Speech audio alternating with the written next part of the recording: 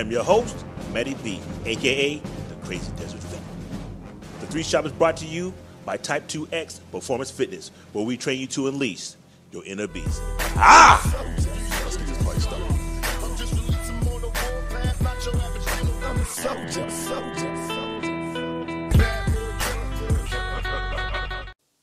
Well, we have reached episode 5, reality TV. Honestly, reality TV seems to have a larger following than most regular TV shows. I mean, why is that? Now, according to Psychology Today, Americans seem to be hooked on so-called reality television programs in which ordinary people compete in weeks-long contests while being filmed 24 hours a day. Some commentators contend that the shows peddle blatant voyeurism. Okay, for those who don't know, it's like peeping toms, but like looking in your windows and see what you're doing. With shameless exhibitionists as contestants. Others believe that the show's secret to rating success may be as simple as harmless desire to be part of the crowd. So, relatability is what we're talking about. Relatability. So you look at these shows and you're thinking, I could be like them. I could be like them. But a lot of the shows that I see and well, let me rewind, because I'll be honest with you, I do not watch Following the Kardashians or Keeping Up with the Kardashians or whatever. I don't follow it. I'm sorry. I just can't do it. If you heard any of my other podcasts talking about the Kardashians, you know that family is cursed. Let's go ahead and rewind. A, they actually came somewhat to fame during the O.J. Simpson trial. Now, it's neither here nor there. Possibly one of the kids of the Kardashians is O.J. Simpson's daughter. Chloe, maybe? I don't know. She seems to be bigger than the rest of them. And outside of her dyeing her hair, everybody else looks Armenian. Even the ones that are with Bruce Jenner.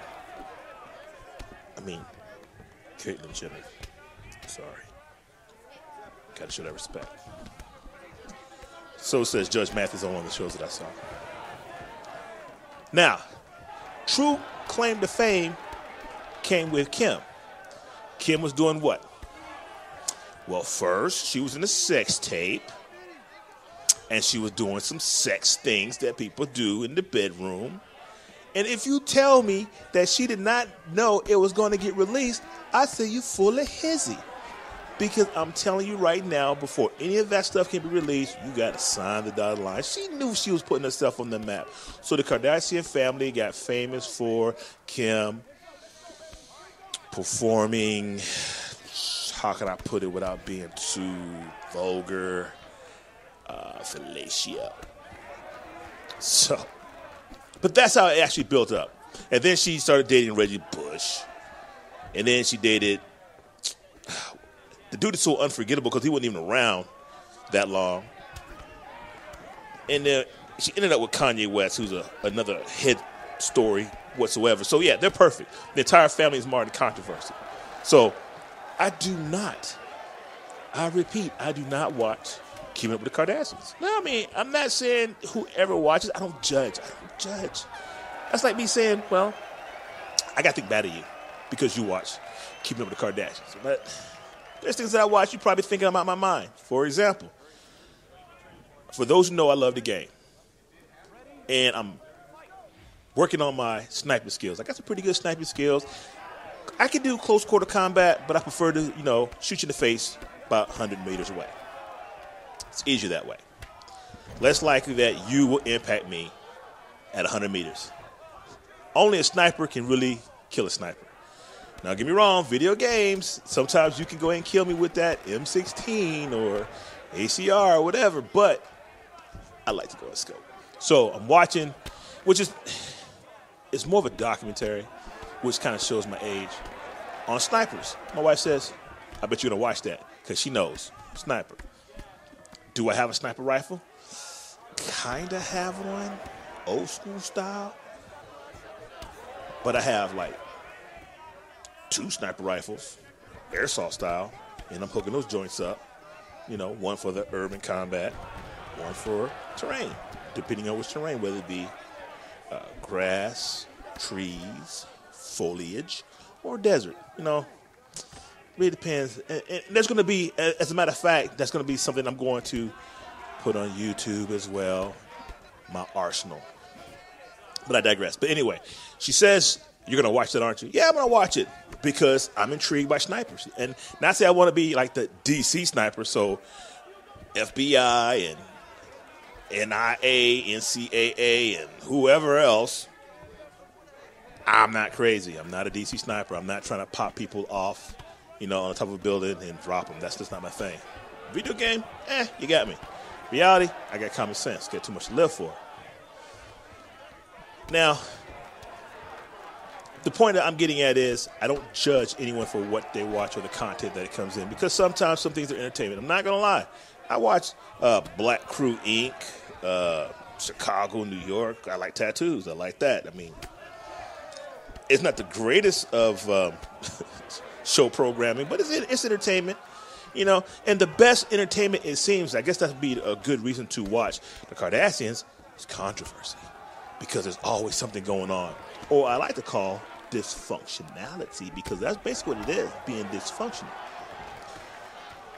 Now, why would you think reality TV would be better than regular TV? Well, one, payroll. We're just going to put that out there. It's probably cheaper to pay a bunch of nobodies than you're paying like the Brad Pitts, the Angelina Jolies. Probably should put them together because they're no longer together, but I did. Big Bang Theory. The more Emmys they win, the more money you're going to have to pay them jokers. I'm telling you. Sheldon went from a germaphobe, don't touch me, to having sex. Was that interesting enough to pull and lead the crowds in? Obviously, because he keep being like a top comedy. So it's something there. Don't get me wrong. I followed it in the very beginning. Then it got a little stale, and I watch it every so often because generally at a certain point in time of the day, nothing good is on TV outside of the news. And news itself is starting to become more like reality TV, but it's the same thing, just different people.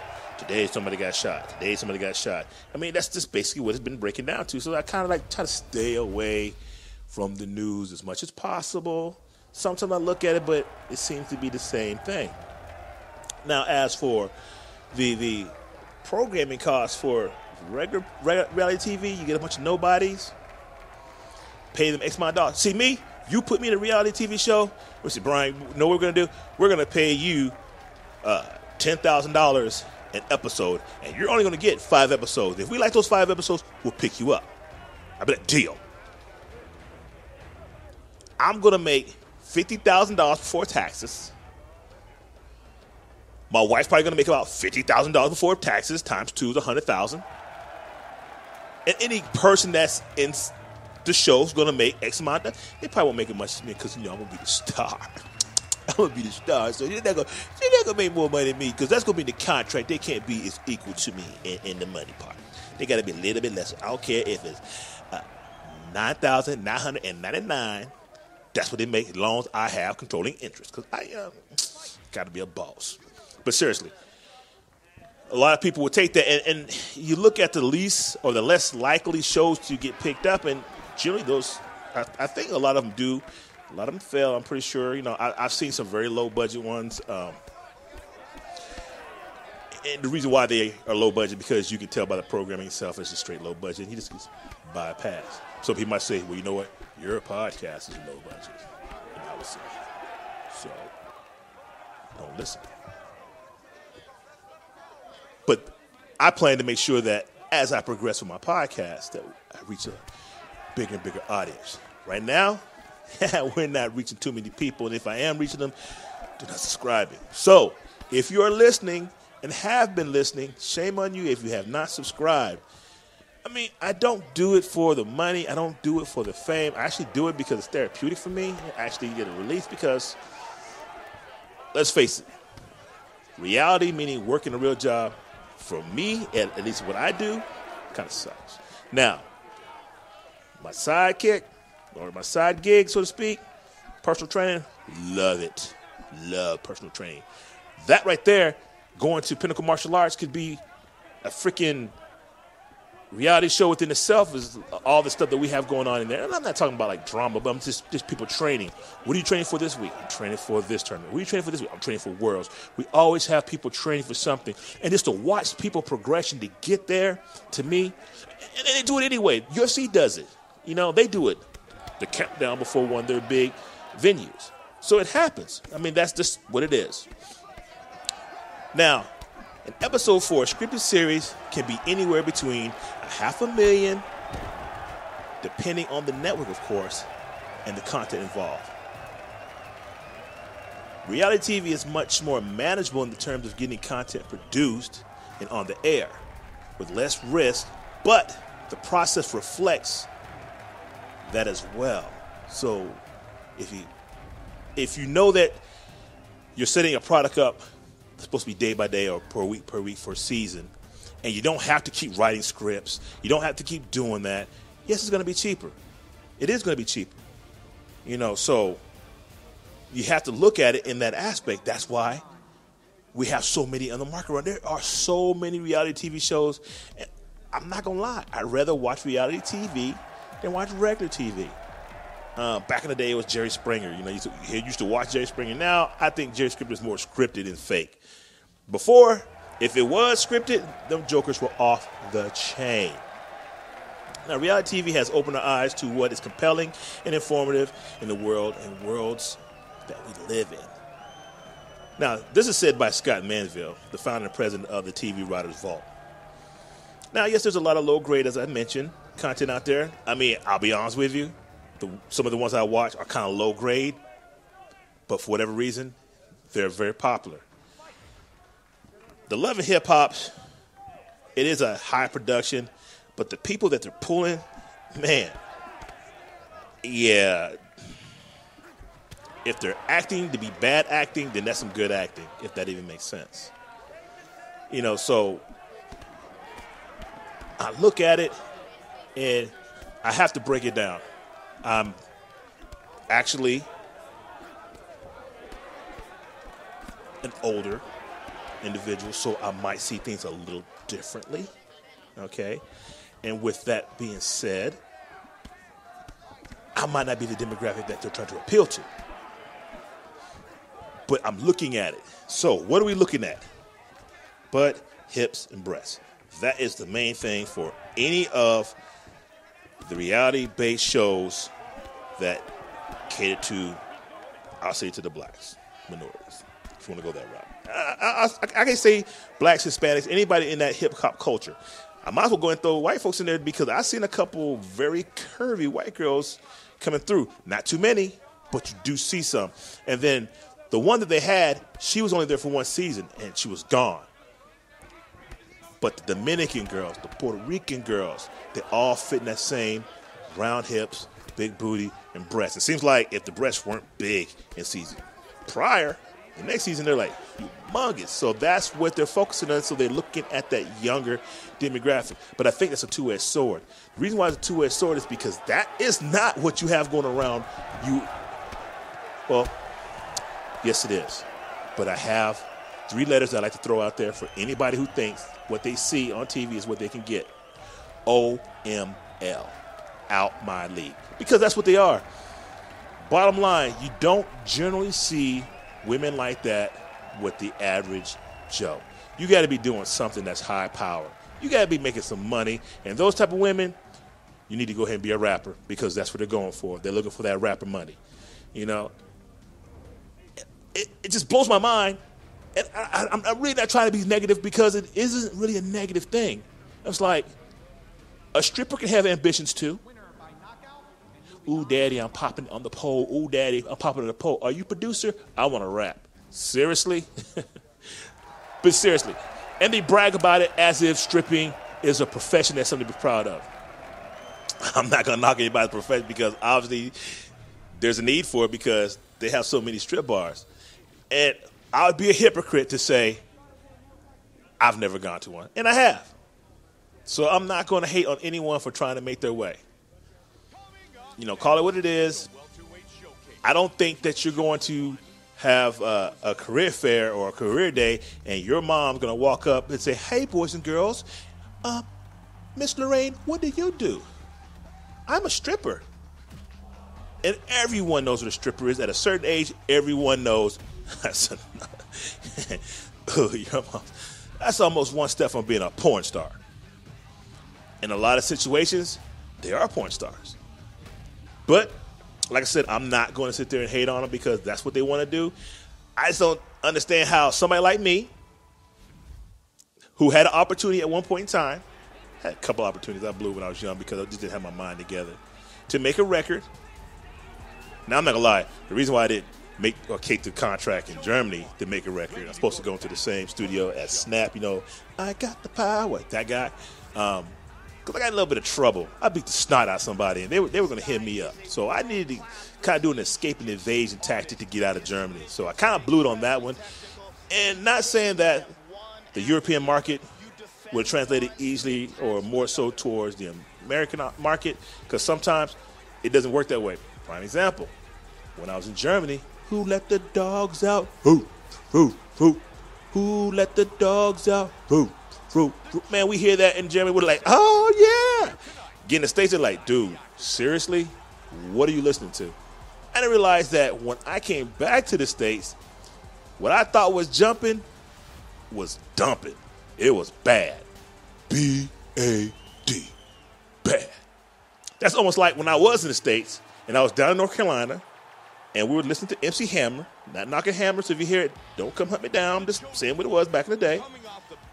I roll up from North Carolina to Maryland. I'm like, and I got my subs going too. Boom, boom, you know, I got it going. I got the MC Hammer playing. Too legit, too quick. Hey, too legit. And I'm like, yeah. My brother's like, what's wrong with you? And they're gonna beat you up. Let me see your CD. I said, let me see the CD. I want to see it. He took the CD and threw it. He said, don't do that. Don't embarrass me. Do not embarrass me. And this is my younger brother. Don't embarrass him. So I come to find out what's popping in one place may not be popping someplace else. And that's when, you know, they had a little east-west thing going on. But let me get back to what I was talking about. So I had a little opportunity to, you know, make a record. And hey, anybody out there, you know, if you want to go ahead and do a reality TV show on me and my journey to cut one record, because I don't get me wrong, I got plenty of rhymes. Yo, B, cut one. Y'all not ready for that yet. Y'all not ready. So I'm already working on getting one of my rhymes put down, what we used to say, on wax, which simply means, in street terms, you need to go ahead and now you talk about it, because that's on wax. Boom. Okay. But nonetheless, I am working on a couple. I have one. Bottom line, this Joker's like straight. No. It's so mean. It's hurtful. And like I said, I try to keep this channel to where I don't use a lot of profanity, if any. But that one right there, every other word is this, that, and the other. And it is like, I would think people look at me like, very disappointed in you, Brian. Yeah. But it's hard, though. And then I got a couple of them that are pretty decent. One is just like, boom, I'm just hitting it. And then the other one, well, it's kind of motivational, you know, talking about, you know, when I was down and I was coming up. And for those who don't know, I do have PTSD. So every so often I have that moment, you know, to where it's like, I don't know what it is for some people, but for me, this is true story. I'm not making it up, not trying to embellish anything. I got up one morning, doing my normal routine. I walked out to take the trash out. It was dark. And I swear to God, I walked out and I was in the woods. Because the scene and the setting was so perfect. It was like I was back in the woods. You know, back on mission. And I just stopped and paused. And I looked around. I was like, oh, man. And they were building houses close to my neighborhood. And I was coming home one night, and it was just like when we were lined up in the LRP, you know, at the second resupply point that we were moving through, you know, Iraq. It was almost, I mean, it was the same thing. It looked like all those vehicles were lined up. And I was like, so in saying that situation, in saying, yeah, I think I have a reality TV show because as normal as I may seem, I do have my moments of dysfunctionality. Trust me, if you knew what was going on, you'd be like, yep, he's not exaggerating about that whatsoever. Now, I do favor, I'm not going to lie to you, I do favor loving hip-hop. And not necessarily because of the scantily clad women that in there and the booties and the breasts and stuff like that. No, it's not necessarily that. It's the fact that I'm a hip-hop. I was hip-hop when I was a kid, and I'm hip-hop now.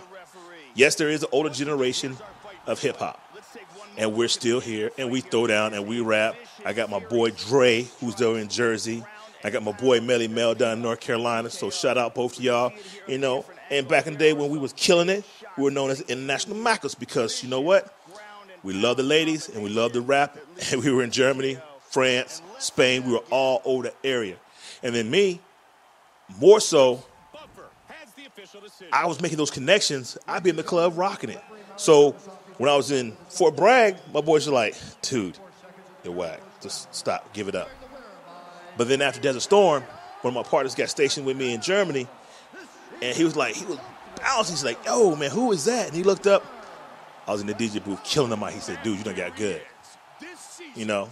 And even talking to my boy Dre a few months ago, and I need to catch back up with him. He said, your game is elevated. Because to me, don't take my age as I'm ready for a wheelchair. I'm ready to sit down and watch CNN. No, I'm still young at heart. And I still think I got skills. And I can handle my business. Oh, trust me, I can throw down some lyrics with the best of them. I got one of those creative minds. You know, and don't get me wrong, I'm going to try something out. I'm not going to tell y'all what it is. But I'm going to try something out just to see if I actually do have what I think I have, which is that creative talent. So, yeah, that's fine. And loving hip-hop, what is it? Atlanta, Hollywood, New York. If you ever notice, they keep the key people. And it's all about casting. But let me stop because I don't want to jump ahead of myself. Let's just talk about some other things, some other reality shows. For example, Texas Flip, Beachfront Living, Chopped, Diners, Drive-Ins, and Dives. The one thing I hate about Diners, Drive-Ins, and Dives, they're always showing food, and it always looks so good. And it's just like going on Facebook, you know, when those little channels pop up. Oh, yeah, this whenever I try to make it, it doesn't look like that. So obviously, they're missing some of the steps in the instructions because my chimney doesn't turn out like that. But that's okay. That's cool. But believe it or not, but those are reality TV shows. They are appealing to the DIY crowd. Am I DIY? No. Let's just be real. I'm not. And this is something I had to explain to my wife. Brian, a.k.a. Matt B, is not DIY. Matter of fact, I was so bad, I said DYI. She said, you can't even spell it. I said, that's how bad I am. So I'm just saying, it's just, I'm not a DIY person. No. I'll hire somebody for it. You know, so. But let me ask you this question. Did the entertainment industry foresee reality TV back in the 70s? That's a deep question.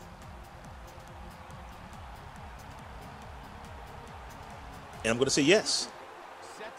And here's some examples. Now, for your older crowd who probably know what I'm talking about, you can be like, yeah, but do tell. Inform me more. Let me go ahead and expand on it. There was a movie called Death Race 2000. And I'm not talking about the Tyrese version of the Death Race, but I'm talking about the Sylvester Stallone version had David Carradine in it. A lot of y'all don't even know who David Carradine is. And I don't want to get started on my David Carradine soapbox because then it goes over to Bruce Lee and then it always ends up at racism. It ain't about racism today. It's not about that. No. So, but in this movie, Death Race 2000, those were the two key significant. And this was the young Sylvester Stallone, you know. So, and I remember seeing that when I was a kiddo. And I know you're like, what? Really? Death Race 2000. I mean, how does that fit into what you're talking about? Well, let me continue. So, Death Race 2000 was a satirical look into the future that wasn't the everyday norm. The country is ruled by a benevolent, wacky government. And the world's media is captivated by Miss America types and presidential aides, like Monica Lewinsky, but still going a little bit forward. The country is experiencing a perennial rebound and what? Reality TV. Now, the key words, reality TV, and I did leave something off because this further statement goes, and reality TV is so real, you might get ran over. Now, the key words in that is might get ran over. So let's go ahead and take Death Race. Death Race, Death meaning somebody's going to die. Race meaning somebody is trying to win something. Okay? Now, the key words, once again, are run and over. For the competition at the center of the film, they upped the ante, meaning teenagers pulled in 40 points. Toddlers under 12 get 70 points. And anyone over 75 is worth 100 points. Now, Sylvester Stallone's Machine Gun Joe, that's what he goes by, he starts to rate off right. He just pulls out, boom, runs over one of his crewmen and gets an instant 40 points. Because the guy was a teenager. You know, and as they actually go, talk about pimped out rides, those rides had machine guns, they had teeth. Pimped out rides. Pimped out rides. Pimp My Ride. That's a reality TV show. Y'all remember Pimp My Ride with Exhibit? West Coast Customs. As a matter of fact, West Coast Customs became a worldwide name because of Pimp My Ride, the things they used to do. Now, they used to get a little overboard with it, but it was still, nonetheless, it was good. You know, it helped it. I think another person, which a lot of people don't realize, kind of had an influence on that was Shaquille O'Neal, because Shaquille O'Neal had like 10, 15 cars done by Pimp My Ride. What he does with them after the fact, I don't know. But he did have a couple, and I've recently seen some Pimp My Rides pop up. And they're still doing it, but they're doing it with the more modern cars. Now, another example of reality TV was Arnold Schwarzenegger's Running Man. Now, what killed me when I did my research on this is based in 2017. Oh, snaps. We are in trouble. Because why? It's 2017 now. We're in trouble. Now, it goes, after a worldwide economic collapse. Does that sound familiar? Does it? England has renounced the euro, went back to the pound. China is trying to corner the market. I don't know. Sounds a little bit like it's something really going on.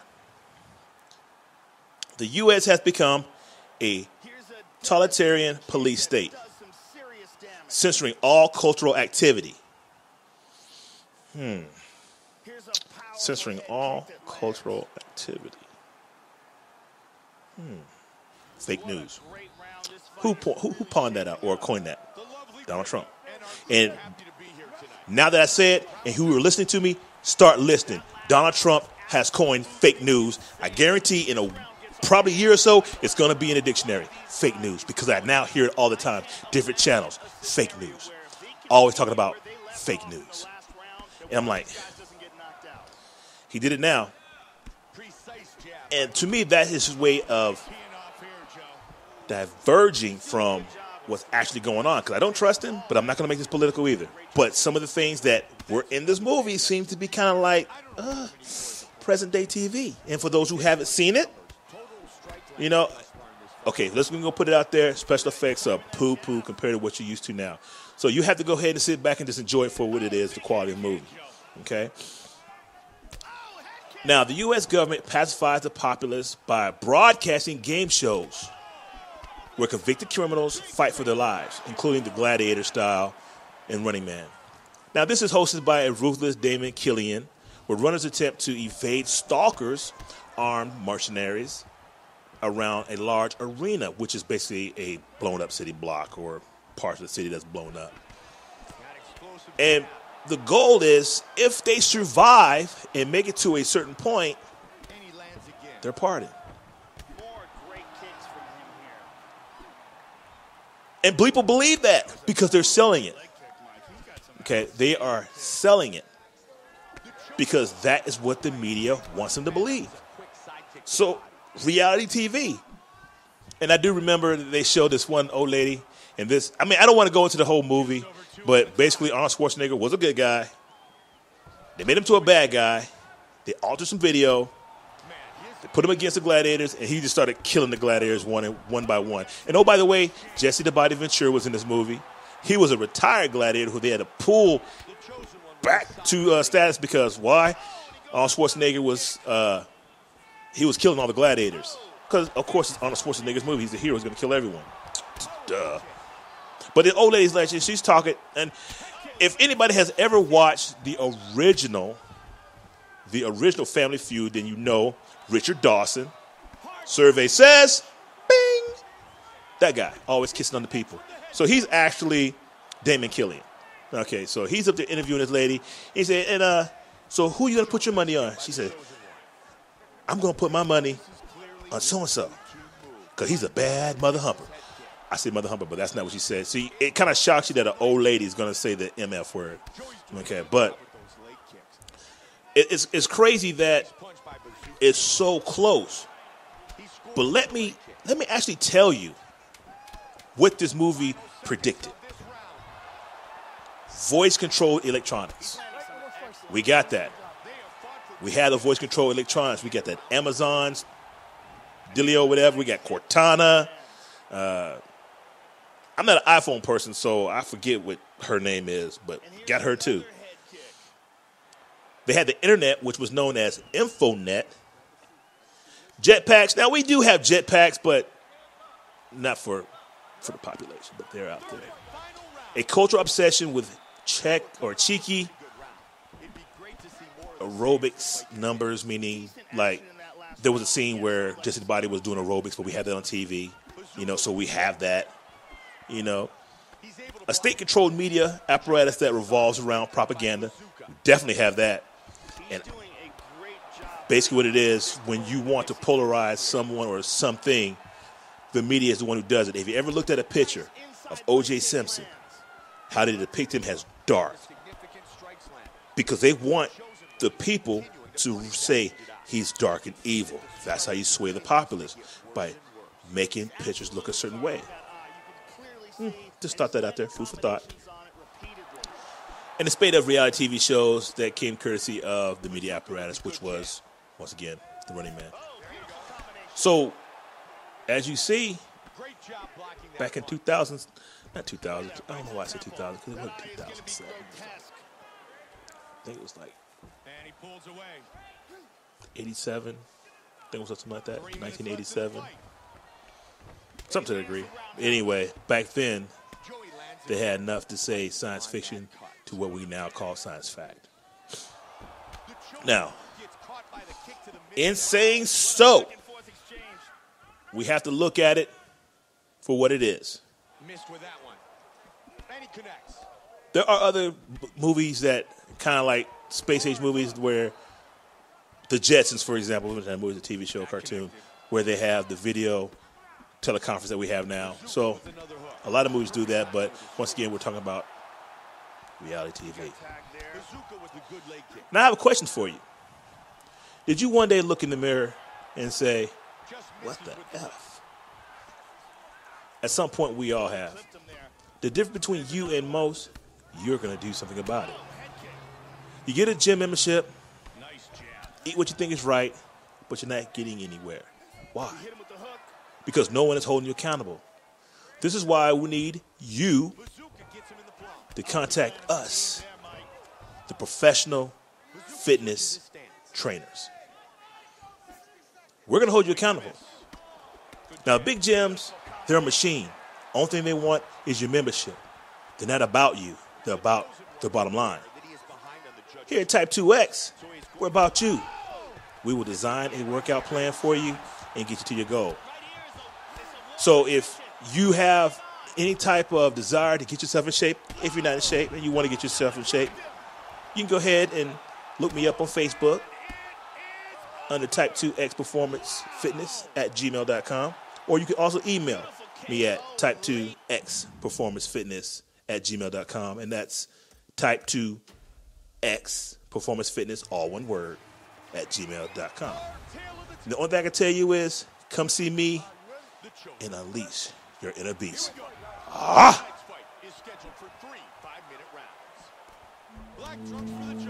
Welcome back to the 3 Shot. Insightful, interesting, and at times not very funny. You may not always agree, but you have to admit it's freaking entertaining.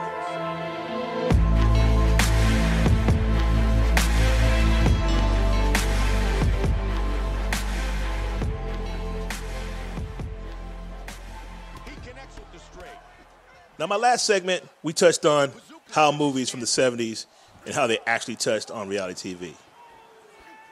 Now, I don't plan to get serious with this reality TV thing. You know, I don't want to get to the dark side with that. I want to try to keep this thing light and then just present some food for thought. But there are some reality TV shows that make you think. For example, Naked and Afraid. Although this is a challenging test of one's ability to survive in some jacked up environments, you have to do it naked. This is why I would not do the show. I'll be honest with you, I got to think about mosquitoes. This just buzzing around, it drives me crazy. I hate it. I hate it. And I always had this thing about they're going to sting me on my lip, sting me in my eye. I'm going to be walking around with a swollen eye or a swollen lip. And I actually saw a person that got stung in the eye. His eye was big. Now, in the military, are they going to release you from the field because your eye's big? No, they're going to give you some Motrin and put you back in the fight. You can still got one good eye. Rock on. You know, so, true story, because I had this phobia about getting stung in the eye or in the mouth or something like that. And being since I am short in stature, I could actually lay in my vehicle across all the seats and fit comfortably. Seemed like everybody, except for like one chief I had, was shorter than me, but everybody's taller than me, and they didn't mind sleeping on the back of the launcher anyway. For those who didn't know what I did in the military, I was a multiple launch rocket system crew member / section chief / ammunition specialist / section chief / master gunner. A lot of titles. But anyway, when we're actively firing or we have fire missions and we're in a certain status, we got to catch it now. We can catch it, so we're basically sleeping sitting up. And that's something I still can do to this day. I can sleep sitting up. But any opportunity you can, you sleep laying down. Now, like I said, we were basic artillery. We shot rockets. So when you shoot rockets, what comes out? Rocket exhaust. Rocket exhaust is kind of toxic and may cause cancer. So we would go ahead and seal our cab. And it's not airtight, but you can pressurize it to be pretty close to it. Now, one night I'm like, you know what? I'm not getting bit in the face. Put my crew out. They're outside sleeping. They didn't mind it. Close the hatch. That's what it sounds like when you close it. That means you got a good seal. I'm sleeping, and I'm sweating. I don't care that I'm sweating. I don't care that it's hot. I'm just not getting stung in the face. First of all, I had this thing. If I smell like the environment, then the insects will leave me alone. So I might have a little sting. Don't get me wrong. I put a little baby wash on me in the morning. Hit my 3 spots, elbows, my Bozak, and booty. Make sure all those were clean because, you know, you don't want to get the little grimies down there. But anyway, I woke up. I was like,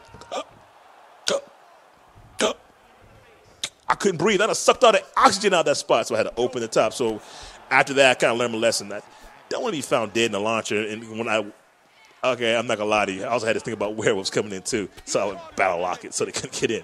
But I know that's as silly as it may be. You know, when you're in the woods and it's dark and your mind is just like always running like mine was. I was like, hey, vampires, they ain't getting me. Werewolf, and I'm pretty sure if a werewolf wanted to get me, he'd probably snatch the door off. But that's my story. You think I'm lying? I'm dead serious. No joke. But going back to Naked and Afraid, a lot of people that go, and I'm pretty sure that they're doing it for a point, and they don't have any subversive ideas or thoughts that they want to do. But some people are married. Me and my wife talk about this almost every time we watch it. And sometimes I look at some things, I don't say anything. I'm like, okay, think about it. They're naked. And the first thing you do when you walk up to the person to shake their hand, you don't want to look down, especially if they're endowed, and I'm talking about both male and female. You don't want to look down because automatically that sets off a bad precedent. So, you know, and maybe they give them pills or something. I don't know. There are some pills that you can take to keep you from getting the general wood. I don't know. But when it gets cold at night, to prevent hypothermia in a lot of situations, body heat. And what does that mean? You got to cuddle. So at some point, your spouse is going to see you cuddling with that other person. Now me, I already know. If my spouse saw something like that, I'd probably get kicked in a not so great place.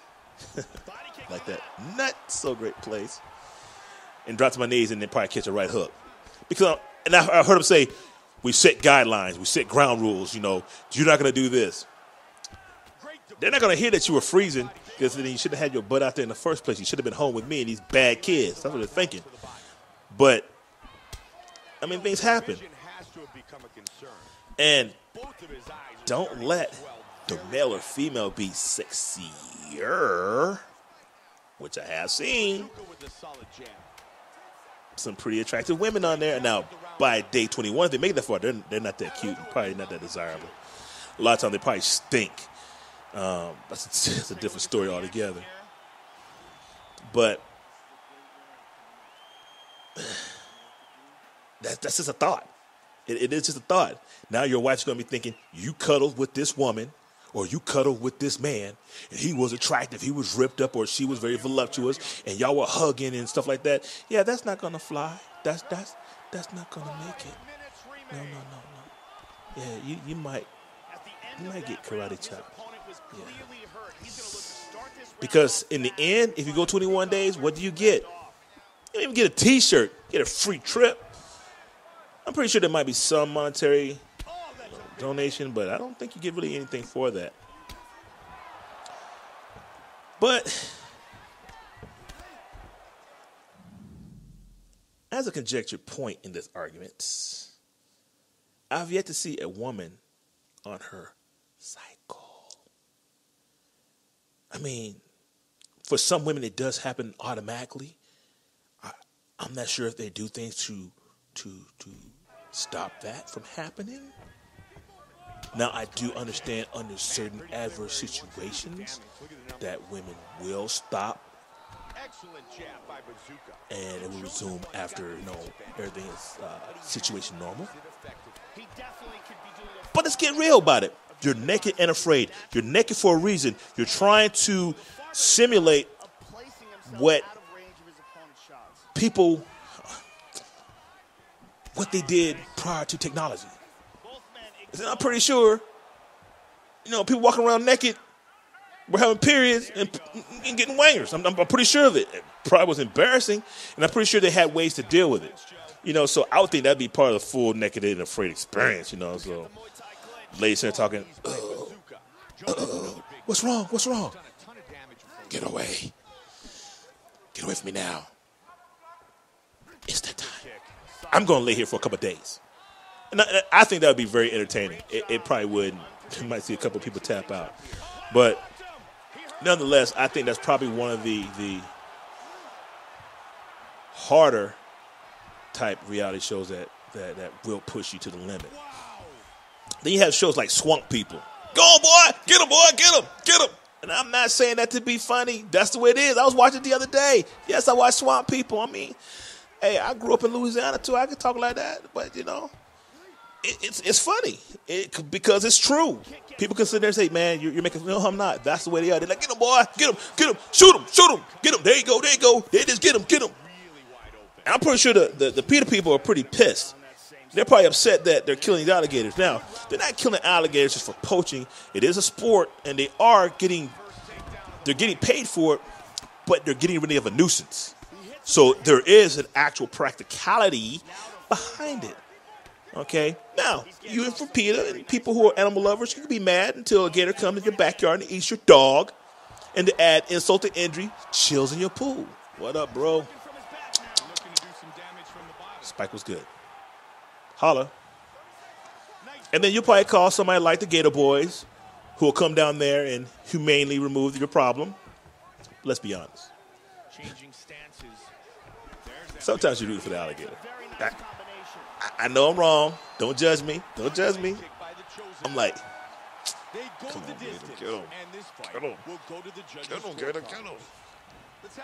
And I know I'm wrong, but hey, you're going into their element.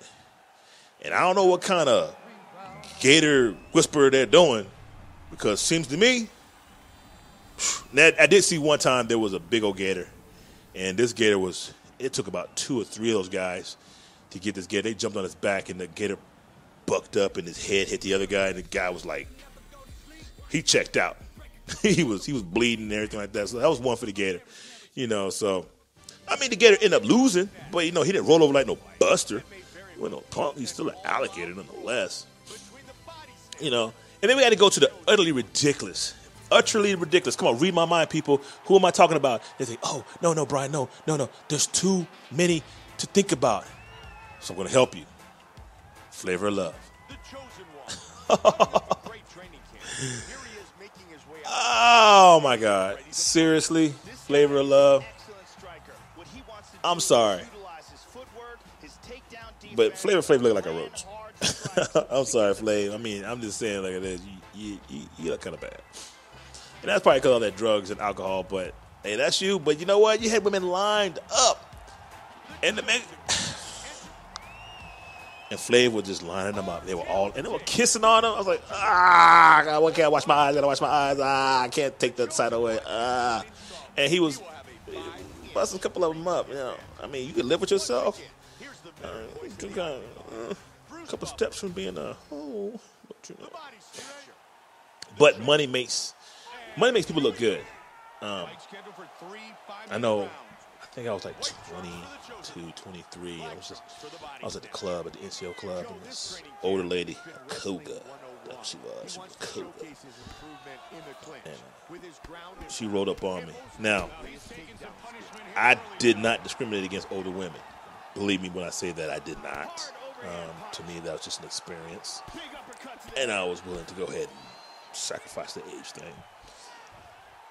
But I still had an immature mind, and she wasn't an unattractive lady. You know, she had a little size to her. She wasn't big or nothing like that. She just had a little size, more than I was accustomed to at the time. At least in public. And the killer was she had a box.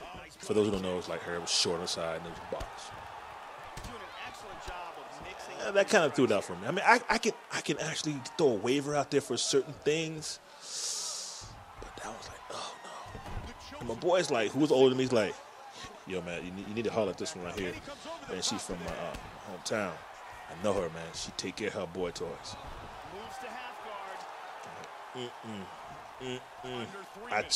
I took a number. I did. That made plans going up there, but my conscience would not let me do it. As the song goes, I'm not going to be able to do it. I'm not going to be able to do it. No. I'm not going to be able to do it. And I couldn't do it. I mean, and I don't regret it. I don't regret it. But, yes, the money, it wasn't worth it. It was not worth the sacrifice. It really wasn't. You know, I love New York, which was really absurd. You have an abusive woman, and it's like, yeah. Oh, Jesus. Oh, help me. Take the wheel, take the wheel, take the wheel. And I think they had an I Love New York too, just like they had like Flavor Flav too. You know what I mean? He gets his back. But I don't know. He's doing a great job of moving and transitioning. But I think one thing that some of these shows do, they give the average Joe or average Jane the impression that they can be pushed or even challenged. And it gives them the courage when in most circumstances they wouldn't attempt to do things like American Ninja, Survivor, of course, once again, the aforementioned Naked and Afraid, where you go to see kids cooking culinary delectables. You know what I'm saying? I feel bad when I watch a kid who can cook better than me, and this joker's still in elementary school or junior high. Brian, step your game up. Step your game up, because this one right here, he already got his mind made up. Oh, I'm going to be a chef when I grow up. And then throw down in the kitchen. Yeah, that I need to go. No, I'm not gonna do my son that way. That boy, he can't walk with water. So no, I'm looking at a wet spot right now that I gotta get taken care of. But not everyone's a cook. No, I can't cook. I can throw down.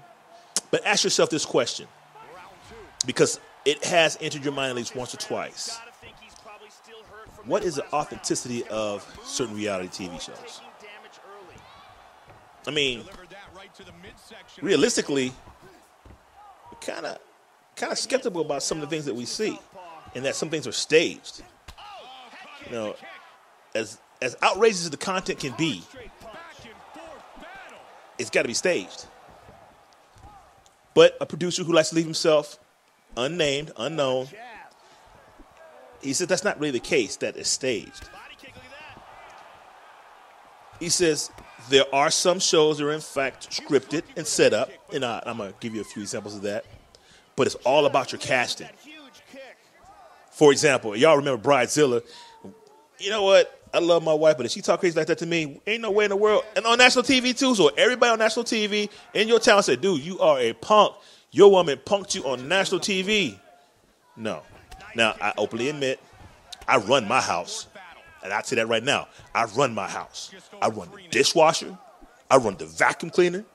I definitely run that. And I run my mouth. But that's about as far as it goes.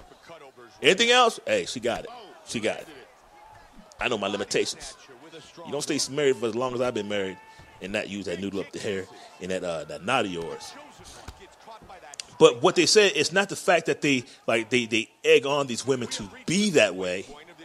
It's all about the casting. So if you're going to cast some ignorant people, you're going to get some ignorant, television. Period. I'll probably say one of the best reality TV shows that you're going to get unscripted, Cops, because that's definitely unscripted, Jail, Locked Up. You can't script that. You can just watch. And I do watch those. Those are pretty entertaining. But like I said, it goes all back to casting. I'm not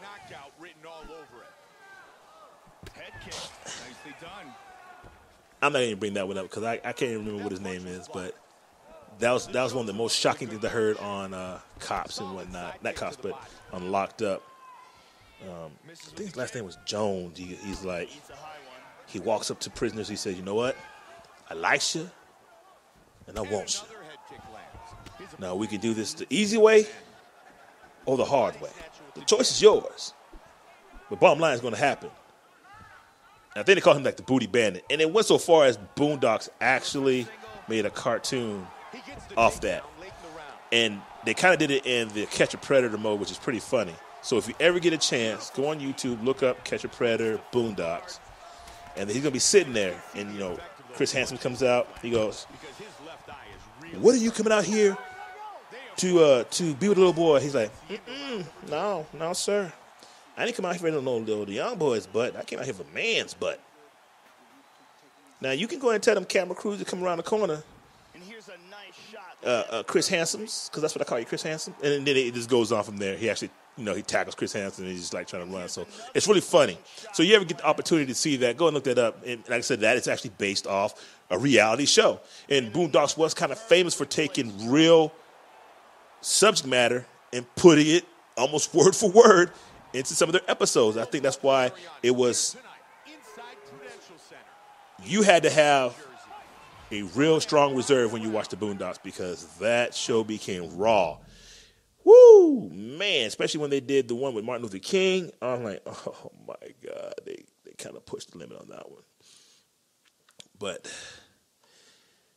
argumentatively speaking, kind of going on my weakness here. Last night I watched Love and Hip Hop Atlanta. That's me and my wife's thing. Every Monday we're watching Love and Hip Hop. Sometimes I don't get into it, but they kind of started this season off, boom, got into it. Now, they got a few new people, a few new cast members on here. And the girl, Mariah Lee,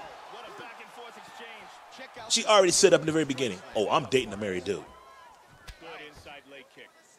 Now, come to find out, the episode I watched last night, the married dude that she is messing with is her boss. She's an assistant to Sierra Gates, but she's sleeping with her husband, or has slept with, but they show him giving her stacks. So whatever it is, he's trying to keep it secret. And then you saw a scene before that where Sierra and Tango, they were kind of going at it. They were going at it, and he's like, well, you need to be doing your job in bed. He's like, you know what? Say good night to the bad guy. He walked out. And she embarrassed the dude. I was like, that is 110% to me scripted, period. But let me show you how more scripted this can be. Now, they got to get you coming back next week. So what do? They show you the juicy stuff. They show you the juicy stuff that's coming the next week. It's called previews. Now, sometimes they show it and make you think it's going to be something that it really isn't. But in this case, it kind of was. So this little lady, little Asian chick called Lovely Mimi, supposed to have like 1 million+ followers on Instagram, something like that.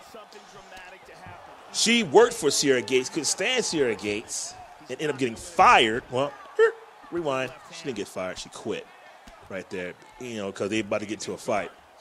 But it shows Mariah Lee telling Mimi who she was kicking it with. The next thing you know, they show Mimi getting in an argument with Sierra, saying, that's why your assistant is sleeping with your man. So how did it go from her telling Tango, your secret safe for me, to the next week, his bit is all in the streets? And then you have this other girl, which is kind of funny, and her name is Jasmine. Now, she's like, boom, she is how the story kind of kicked off in the very beginning of the season. So supposedly, she and Kurt had sex. Well, there's no supposedly about it. They did have sex. But supposedly, she has Kurt's baby. Now, if you want your business to be in the street, you go ahead and tell Carly Red. Obviously, girl ain't been watching Love and Hip Hop, because Carly tells everybody. She tells everybody their business. So next thing you know, word gets back to Jasmine. And Jasmine's like, you need to erase my baby's pictures off your phone. You do it. It's like, what? So Carly Red's a little bit unstable. We know that if you've watched the show. And she's like, what are you, messy? And I'm thinking to myself, have you not watched the first 3 seasons of this? Of course she's messy. She lives off the messiness. You knew that before you got into it. So that says to me, what? Scripted. And that's why I say, because bottom line, let's think about it. And I'm going to put this in a realistic thought process. If you are doing some dirt, and you kind of like the dirt, and you want to keep the dirt because it's profitable to you, you're not going to tell no one. You're going to keep your lips zipped. That's how I know it's scripted, period. Period, point blank. And then the fact that potentially Kurt, who's married to Rashida, who is a rapper, pretty good rapper at that, who's been already upset with him for like 2 or 3 seasons for his antics, right? So he's already like focal messing up. I'm sorry, but most women, they're not going to invest that much in you. And especially if you've been caught up 2 or 3 times, they let you go. I'm like, shorty. You know she messy. You knew that from the jump. But once again, it goes back to the casting and then the casting types. And I've kind of started seeing a trend that a lot of the new cast members favor cast members from other seasons. Not necessarily the season for Atlanta for this one, but like Love and Hip Hop, New York.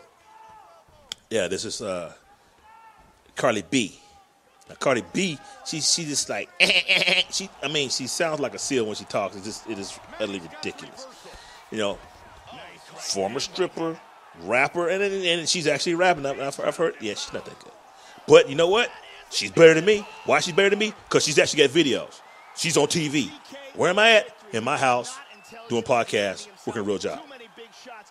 So I can't really say too much. She can say it to me, but I can't say too much to her. But, you know, it is what it is. But, yeah, Lovely Mimi kind of doesn't look like her, but she talks like her because, once again, Mimi is Vietnamese, very round, big breasts, hips, booty, all that. You know, she's still fitting that female type of size. And each season for Love and Hip Hop Atlanta, women's chests have gotten bigger progressively. And a couple of them look like they got donkeys on their backs because their butts are getting bigger to where it looks utterly ridiculous. And let's think about it. If you got a big old donkey butt, what are you going to look like when you're like 56 or 70? You're not going to be doing Pilates. Your butt's going to be hanging. You're going to get a butt reduction. Is there such thing as a butt reduction? That's a good question. But nonetheless, it is. But you want to hear something that's really, really reality? Let me give you some real reality. Real reality in reality TV. Okay? Riddle me this. In the real world, meaning reality TV DIY, why is there still craziness? Because this is based on not drama, but it's based on like getting your house renovated, decorating your house. You know what I'm saying? But when you look at the news, especially for the show Flip or Flop, it's reported as dead. Why is it reported dead? Simply because Tarek and Christina are getting divorced. This is what the report says. The report isn't surprising in the least, given the tumultuous divorce of the show stars Tarek and Christina El Moussa, in which there was a gun that was involved, an alleged affair, and rumors of abusive behavior. And she said that he drank and was verbally abusive to Christina. So he needed to take care of that, take care of his issues. But by the time that he recognized the issue and he tried to get it under control, she was already done. She was like, I'm out of here. And so what they're having right now, normally like when you have certain season and they close it out, they start filming for the next season. So HGTV will not move forward with filming an 8th season of this Flip or Flop. The production company would typically be filming the season 8 right now, but allegedly has stopped. They're done. So there's not going to be anything else. There was a rumor that they were going to try to keep pushing forward, but it didn't happen. Now, like I said, Christina moved on from her relationship with him, as well as Tarek moved on, and she moved. She's dating a guy named Gary Anderson. So me being the journalist that I am, I want to go see what this guy looks like. I'm sorry, Christina, but that's a downgrade. You didn't upgrade, you downgraded. And then Tarek, he briefly dated a nanny, their nanny, so I can understand where the affair probably came from. Alyssa Logan, definitely downgrade. Definitely downgrade. So both of them, downhill. I don't know what to say. Maybe she's not superficial, but the picture they painted about her as being very superficial and all about money. But the guy that she's dating now, yeah, must be for the money. Must be for the money. Must be the money. But I don't know. And then another show that I like to watch, and it's also on HGTV. Maybe it's an HGTV thing. It says that they've had enough. Joanna has been showing up late to construction sites as well as to filmings, and now they find out that she has a side business, you know. If you remember this show, Fixer Upper, with her husband Chip. You know, he's a funny country guy down there in Waco, Texas. And it's crazy. They said that she is a habitual business person, meaning she just goes from one business to another business. She just gets bored of businesses. You know, real cheesy right here. I'm talking about real cheesy, you know what I'm saying? Cheesy or shady. Now, this is real TV. This is what they should be filming.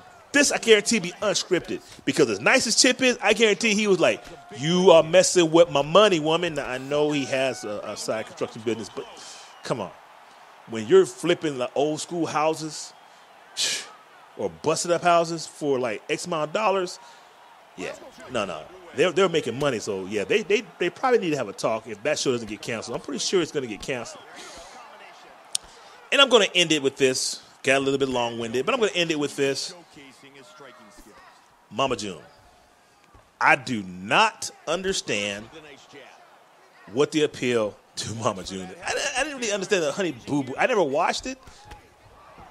Oh, I kind of watched it. I saw a couple episodes. But I don't know. It just boggles my mind. So she's losing weight or has lost weight to get revenge back at her ex-husband or ex-fiance, Sugar Bear, who, I swear to God, looks like Popeye's dad with the big chin and no teeth. I'm like, what? You're losing weight for revenge for that? Now, don't get me wrong. Mama June and her prime was nothing to look at. And I have seen photos of her, and I'll probably pop some photos up for you as well, of her losing weight. Still not attractive. Then I heard that she wants to get back on the dating scene, potentially dating brothers. Now, I'm pretty sure somebody's going to date her. One reason only. Must be the money. And to make it worse, she's going to be getting on botched. This has been confirmed that she's going to be on botched. So all the plastic surgery she got, all the weight loss, I guess she's going to. You're only on botched if there's something naturally jacked up about you, or when you go to one of these low-budget places and get a bad nose job, eye job, plastic surgery. But anyway, she's going to be on botched. How in the world? What is the appeal? I might need to go look at the man in the mirror and try to figure out what's going on, because I know all this talent right here. I know. I need to be doing something. I tell my wife all the time, I need to be doing something. Now, if I had some creative people around me, I'd probably produce a little mini script, little mini film. You know, no amateuristic mini film. Why not? People are doing it with iPhones nowadays. Shoot, my Samsung. Matter of fact, I shot a video with my Samsung tablet that I did for my wife. I hooked it up. I mean, just for trying to throw something together, I got skills. But nonetheless, I'm going to go ahead and wrap this thing up. We're going to call it a day. I'm going to leave you with this, just so you know that I do have a little bit of skills. I'm going to drop a little bit for you, okay? I had a partner in crime who lived off fear. I survived 25, but he's no longer here. I was always on the mission. As with addition, it was 16-1. The cooler competition, there was a hitman for hire. Live like a wire, cruise the boulevard. The Checkers Empire, Black Scarface, had to stay paid. Tricks was for kid, but at the traffic made. Rolling in their cash, but still small time. Greed ruled his mind. He had to be prime. Weeks went on. He was soon overwhelmed, thinking about the way to extend his wealth. A-Town was a playtown. He had to get bigger. The North Side was the first to feel his trigger. And that's my old one. That's not even the one I'm about to do. So, on that note, I dropped that a little bit for you. I'm going to be working on getting this cut. I'm going to put it together. It's going to be low budget, but I make the low budget high budget. So you might as well call me reality TV, because my production cost is low, but the skill is high. Going to leave you with this thought. You too can be a reality star. Check your game at the door. See what you got. You want to get naked and afraid, run out there. And I want to thank you once again every time y'all come out to 3 Shop. You have a great night, great day. Thank you for your time. And salute.